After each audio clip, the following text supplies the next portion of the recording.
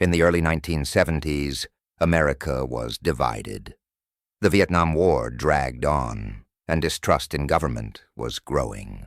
Richard Nixon, once celebrated as a brilliant strategist, now faced growing whispers of corruption. The White House, a symbol of power, became a fortress of secrecy. Behind closed doors, Nixon and his aides plotted to protect their political grip at any cost. Little did they know, a small burglary would unravel everything. On June 17, 1972, 5 men were caught inside the Democratic National Committee headquarters at the Watergate complex. At first, it seemed like a simple burglary. But the burglars weren't ordinary criminals. They were linked to Nixon's re-election campaign. This discovery was the spark that lit a firestorm. What were they doing there? And more importantly, who sent them? Nixon and his top aides quickly moved to cover up the scandal. They paid hush money to the burglars, pressured the FBI to halt investigations, and denied everything in public. The president stood before the cameras insisting he knew nothing, but behind the scenes, tapes recorded his every word. Tapes that would later destroy him.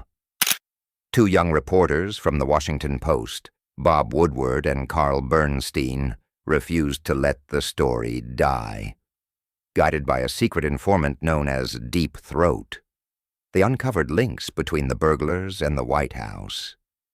Piece by piece, the puzzle revealed a chilling truth.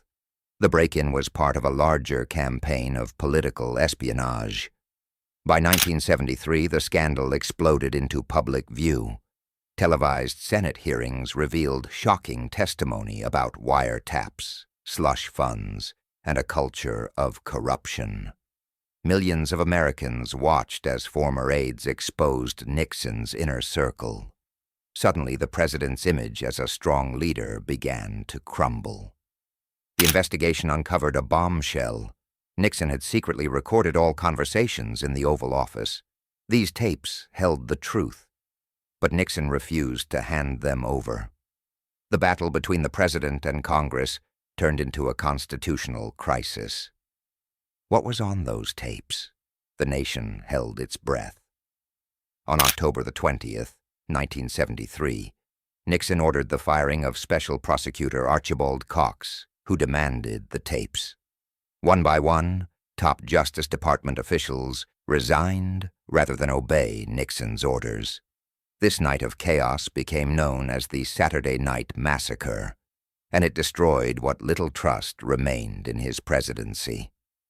In 1974, the Supreme Court forced Nixon to release the tapes. One recording revealed him ordering the FBI to halt the Watergate investigation. It was the smoking gun, undeniable proof of obstruction of justice. Support in Congress collapsed. Even Nixon's closest allies turned against him. On August 8, 1974, Richard Nixon addressed the nation. For the first time in American history, a president announced his resignation. His voice trembled as he spoke of his achievements, but history would remember only his downfall. The next day, Nixon boarded a helicopter and left the White House in disgrace.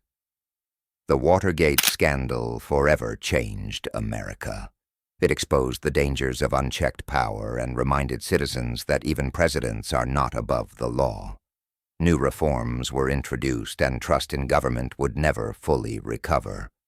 Richard Nixon's rise and fall remain a cautionary tale of ambition, secrecy, and the cost of truth.